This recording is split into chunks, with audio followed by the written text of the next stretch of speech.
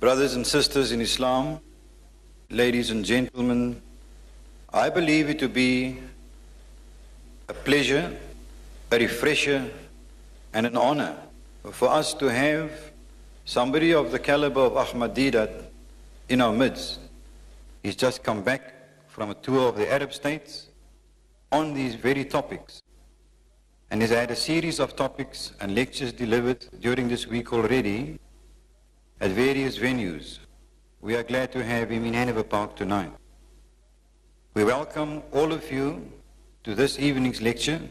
The topic tonight is something that everybody will be able to follow and find interesting.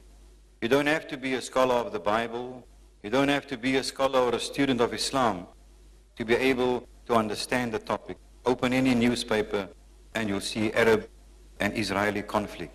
The topic tonight, Israel and the Arabs. Is it conflict or conciliation? I give to you Brother Ahmed Deedat.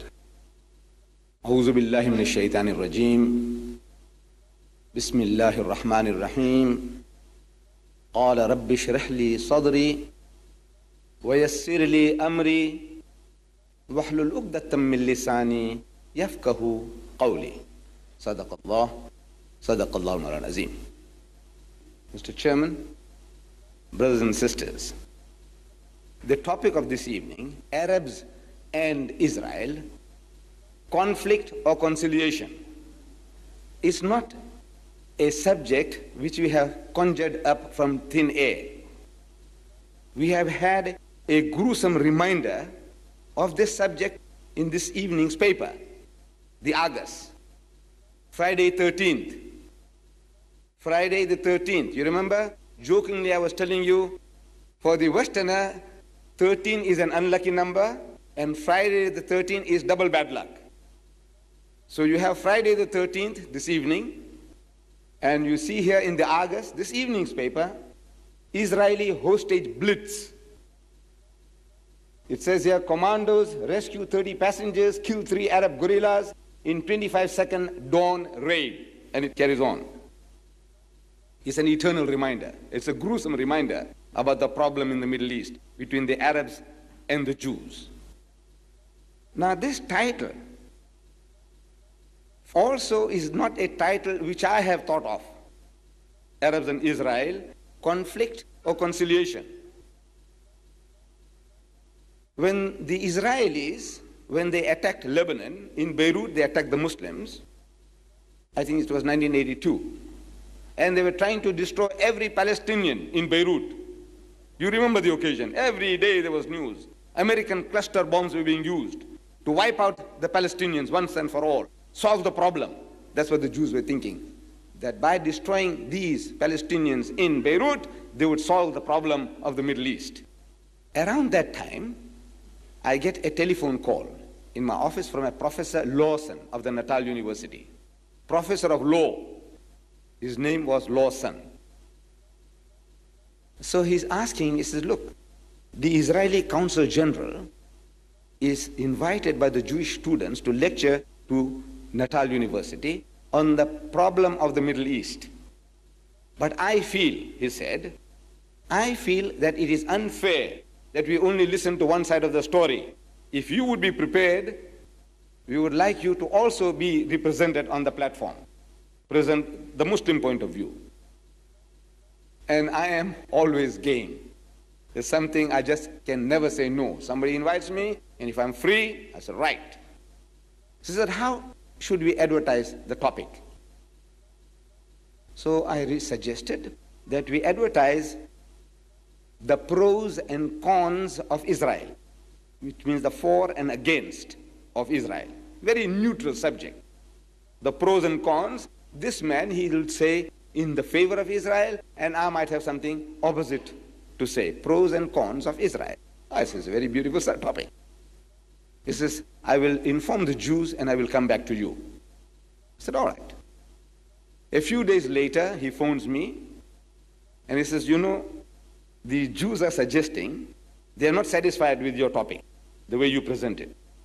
They want the subject to be Arabs and Israel, conflict or conciliation? Question mark. So I said, all right. You see, there is a catch. People generally don't see the catch. The Jew is very ingenious. Allah has given him a lot of intelligence. A lot more than most of us. And in the Holy Quran, I was checking up this evening, you know, Hazrat Ibrahim alayhi salam had two sons, Hazrat Ismail and Hazrat Ishaq. And Allah Bari Ta'ala is describing Hazrat Ismail as Ghulaman Halim, means a suffering and humble person.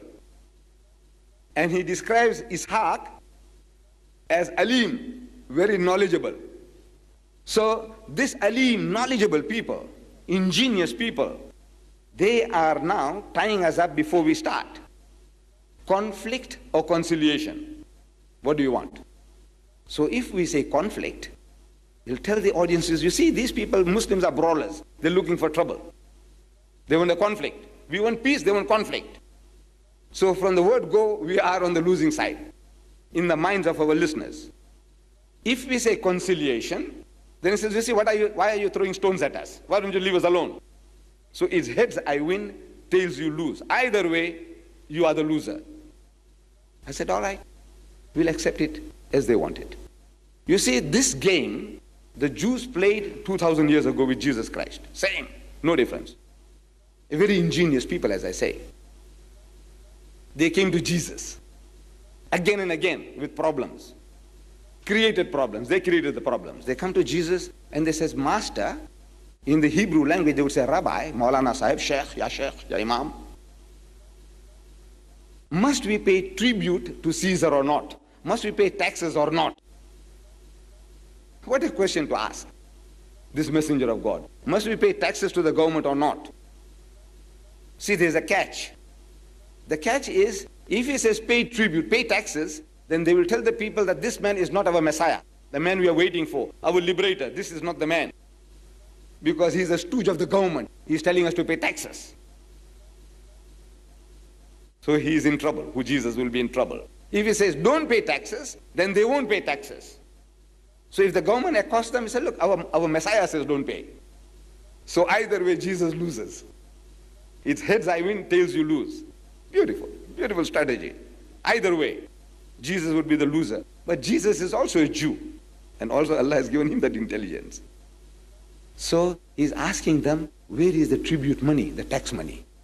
So they give him a coin. So here. They say, whose inscription is this picture? Whose picture is this? This is Caesar's.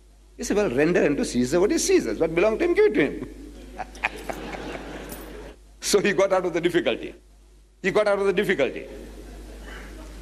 I am only demonstrating how ingenious Allah has made these people.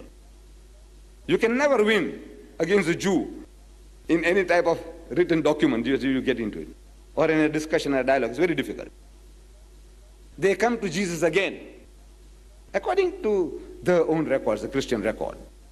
Now they bring a woman. They catch her and they bring her. He says, you know, Master, this woman, we caught her in the act of doing zina, adultery. What must we do to her? So if he says, stone her, they'll stone her, because that was a law. In the Torah, it says the adulterer and the adulteress must be stoned to death. So if he says stone her, they'll go and kill her. And adultery was not a capital crime in the Roman Empire. So they'll be charged. He said, why did you kill that woman? He said, look, our Messiah said so. So he's in trouble with the government. If he says, let her go, then they say, you see, this man is not a man of God. Because of the Torah says that the adulterer and the adulteress must be stoned to death. So again, heads I win, tails you lose. Both way, poor Jesus loses. So what does he do? Again, he's also a Jew. Allah has also given him that intelligence. So he says, let him who's free from sin cast the first stone. Anybody who's sinless, you haven't done any crime, you didn't do haram, zina, then you start. And then he started scribbling in the sand. The Christians don't know what he was scribbling. People were watching over his shoulder to find out what he's scribbling. Actually, he was scribbling combinations of names. Mary and Joseph. This guy who was looking over the shoulder is Joseph. And he had something to do with Mary. So it says Mary and Joseph. It reminds him as it's me. Away he goes. Then Solomon and Bathsheba. So the guy was looking over the shoulder was Solomon, and he had something to do with Bathsheba. Away he goes. By the time it was a fantastic meeting, it was videotaped, but the film was not so grand, so we didn't promote it, but it was a fantastic meeting that we had. However, what is the case about the Jews and the Arabs? What is the problem? You see, the Arabs, when this problem started, and the problem really started around 1918. Prior to 1918, the Arabs, they didn't know that they were a nation. You see, in a primitive stage of man, the man thinks, well, he's a human being, everybody is a human being. You come along and there's a land next door to you. If he comes and settles down there, ahlan wa sahlan, the Arab would say, family and plain, this is all Allah's. The earth is the Lord's, and the goodness thereof, everything is Allah's, you can enjoy, come. So in 1908, the Jews established Tel Aviv. One of the most important cities in Israel today is Tel Aviv. They started building Tel Aviv in 1908. What did the Arabs say? Nothing. It's our cousins. They're building a city there, let them carry on, mashallah. They're doing a good job. Then some poor Arabs, poor among all communities, they try and take a little advantage. If they can steal your sheep, your goat, they'll do that.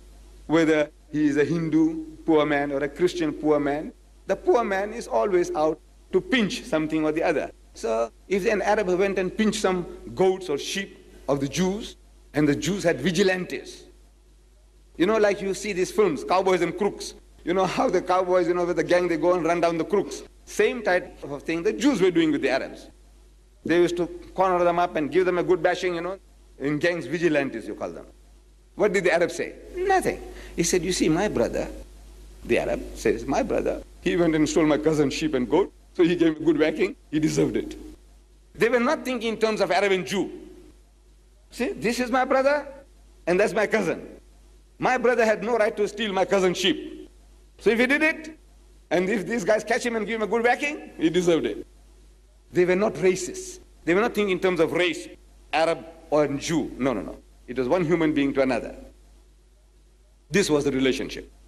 In 1918, Weizmann, a Jew, a very brilliant scientist, he helped the British government in some invention about gunpowder or something like that.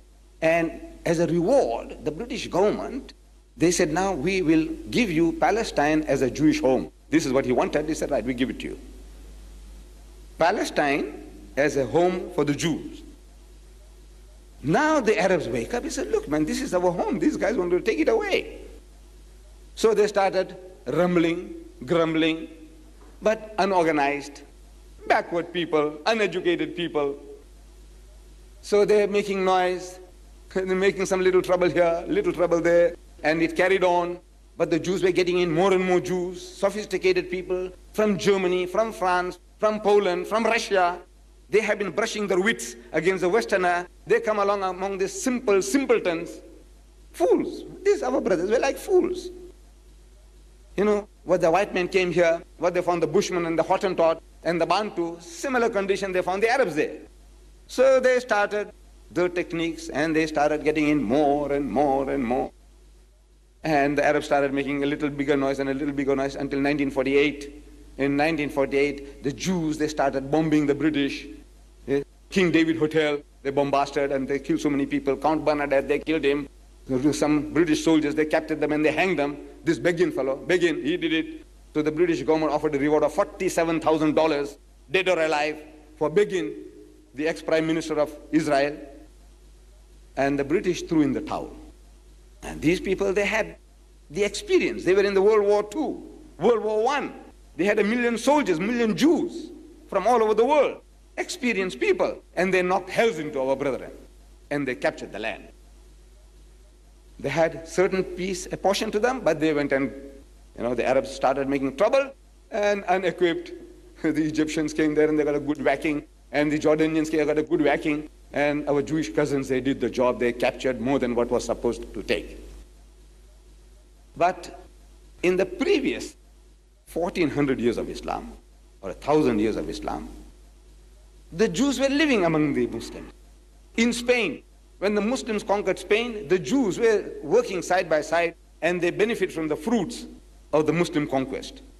The golden age of the Jew was the golden age of the Muslim. The best time that they ever had was under the Muslims in Spain. And for 1,000 years, the Christians have been persecuting the Jews. Every Easter, they kill the Jews. He said, these are Christ killers. They kill our God. Kill them. And they kill the men, and they did what they liked with the women, and they burned their homes, and they fled.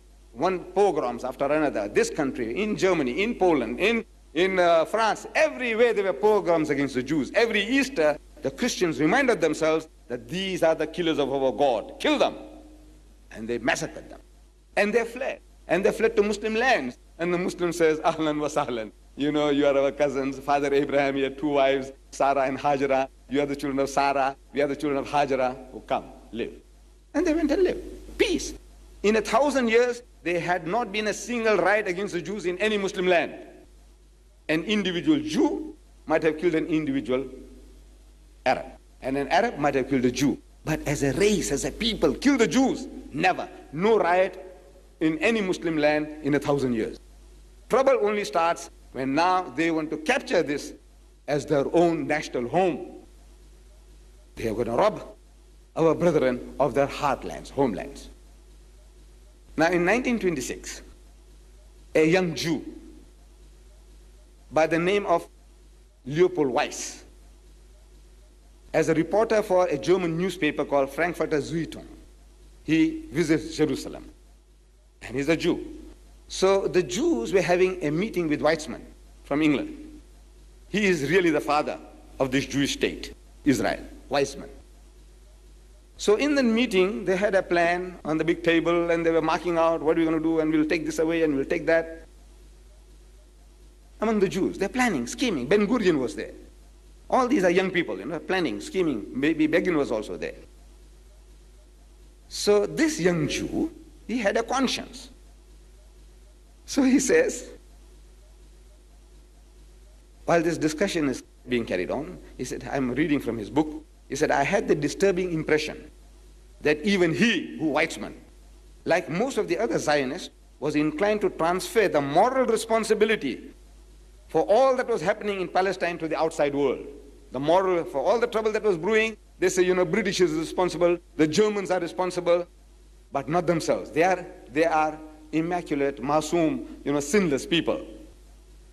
This impelled me to break through the differential hush with which all the other people present were listening to him. They were awed. Weizmann talking, nobody did interject. And to ask, he says, he asked, and what about the Arabs? So look, the way you are carving out this country, this was in 1926. So look, you're going to take this like that, and you'll take that like that, and we'll take this Gaza Strip here, and we'll take this Jordan here like that. He said, look, what about the Arabs?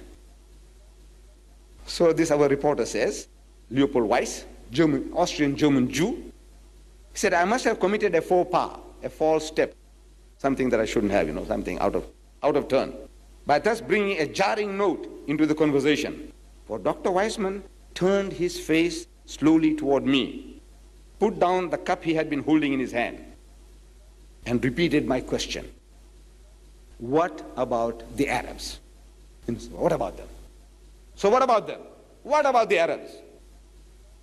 Well, this young man bleats. Well, how can you hope to make Palestine your homeland in the face of the vehement opposition of the Arabs, who, after all, are in a majority in this country? They are in a majority in this country, in Palestine.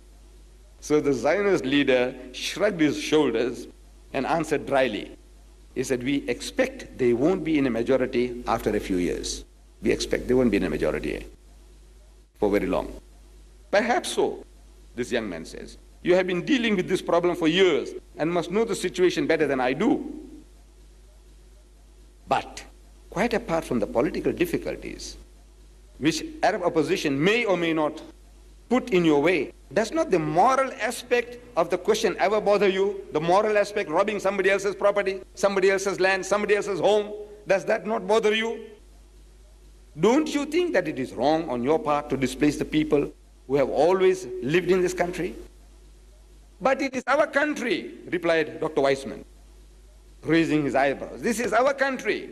We are doing no more than taking back what we have been wrongly deprived of. This is the mentality. This is our country, and we have been deprived of rightfully what belonged to us. We have been wrongfully deprived. By who and when? This is the question. When and who? You see, the Jews, 70 years after Jesus, a Roman governor by the name of Titus, these Jews were giving endless trouble in Palestine. So he kicked them all out. Out into the world, dispersed them. Don't want a single Jew to be left there. That's 2,000 years ago. That is what happened in the year 70 after Christ. Now, on that strength that they were living there 2,000 years ago, now they are going to uproot the present people. And they say, this is our land, this is our home. So this young Jew, he cries, he bewails. It's about his own people. He said, how was it possible? I wondered, how was it possible for people endowed with so much creative intelligence as the